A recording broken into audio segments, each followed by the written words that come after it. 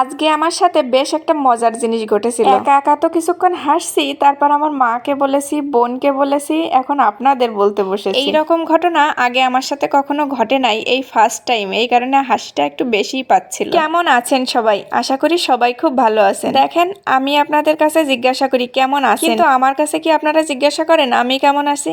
যাই হোক, ঈশ্বরের কৃপায় আমরা সবাই ভালো আছি। আজকে দুপুরে স্নান সেরে পূজা দিয়ে রান্নার কাজে ঢুকছিলাম। আজকে দুপুরে রান্না করব আলু দিয়ে মাছ দিয়ে মাছের ঝোল আর বাঁধাকপির ঘন্ট। মাছ রান্না করার জন্য আলু, পেঁয়াজ, রসুন সব কেটে নিয়েছি, তার সাথে সাথে বাঁধাকপিটাও কেটে নিয়েছিলাম। সবজিগুলো কাটা শেষ হলে গেছি ফ্রিজে মাছ আনতে। ওমা, যে দেখি ফ্রিজে একটা মাছও নাই। কিছুটা অবাক হয়ে গেছি। মাছ বের করে রান্না করে খেতে খেতে কবে যে শেষ হয়ে গেছে নিজেই বুঝতে পারি না। কিছুক্ষণ বসে হাসতেছিলাম। ছেলে এসে বলতেছে, মা তুমি কি পাগল হয়ে গেছো, তুমি হাসতেছো? তখন ওকে বললাম, জানো বাবা, আমি আলু পেঁয়াজ সব কেটে রেখে আসছি মাছ রান্না করব তার জন্য। এখন ফ্রিজে আনতে এসে দেখি কি কোনোই মাছ নাই। ও বলল মাছ শেষ হয়ে গেছে, বাবাকে ফোন দাও, বাবা মাছ কিনে দিয়ে যাবে। দাও, আমি ফোন দিচ্ছি। ও ছোট মানুষ, যা ভালো বোঝে তাই বলতে থাকে। এখন আমি ভাবতেছি কি রান্না করব। তখন মনে হলো বাসায় তো ছোলার ডাল আছে, আর ওটাই সেদ্ধ করতে বসিয়ে দিয়েছি। ডালটা সেদ্ধ হতে অনেক সময় লেগে গিয়েছিল। দুপুরের রান্নাটা করতে করতে প্রায় বিকাল হয়ে গেছিল। ডালটা সেদ্ধ করে ঘুটে নিয়েছিলাম, তাতে দিয়ে দিয়েছি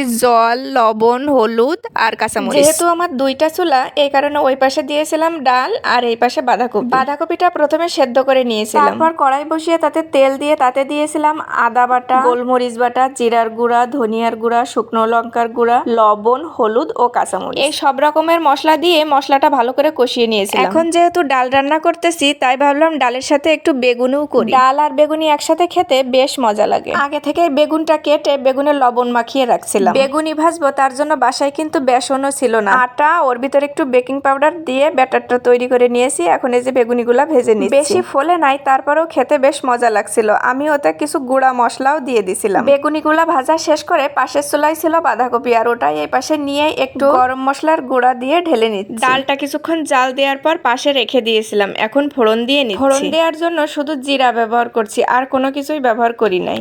এখন দিয়ে দেবো জিরার গুঁড়া আর গরম মশলার গুঁড়া। আর কোনো মশলা ব্যবহার করব না, কারণ আমরা ডালে অত মশলাপাতি খাই না। রান্না বান্না শেষ হয়ে গেছে, এখন চলে আসলাম ছেলের জন্য থালা সাজাইতে। আমি যখন বেগুনি তৈরি করি, ও অনেকটাই বেগুনি খেয়েছে। এখন ভাত খাবে কিনা সেটাও জানি না, তারপরেও থালাটা সাজাই দিচ্ছি যতটুকু না খাই। এই আমি যখন বাঁধাকপিটা দিচ্ছিলাম তখন বলতেছিল, মা বাঁধাকপি দিও না, আমি কিন্তু বাঁধাকপি খাবো, আমাকে শুধু বেগুনি দাও আর ডাল দাও। না বলার সত্ত্বেও ওর প্লেটে বাঁধাকপি দিয়েছি, তাই একটু কান্না কান্না ভাবও করতেছিল। তখন ওকে বললাম, বাবা তোমার খাওয়া লাগবে না, আমি তোমার প্লেট থেকে নিয়ে খাবো। তখন বললো, আচ্ছা মা ঠিক আছে, তাইলে তুমি নিয়ে খাবা, ঠিক আছে। ওর যে খাবারটা মুখে ভালো লাগে সেই খাবারটাই খায়, আর যেটা ভালো লাগে না সেটা খাইতে চায় না। সেটা যদি ওর প্লেটেও দিই তা কান্নাকাটি শুরু করে দেয়। যাই হোক, এখন এই যে ভাত, ডাল, বেগুনি, বাঁধাকপি সবকিছু দিয়ে প্লেটটা সাজিয়ে নিলাম। কেমন হয়েছে অবশ্যই জানাবেন, কিন্তু সবাই ভালো থাকবেন।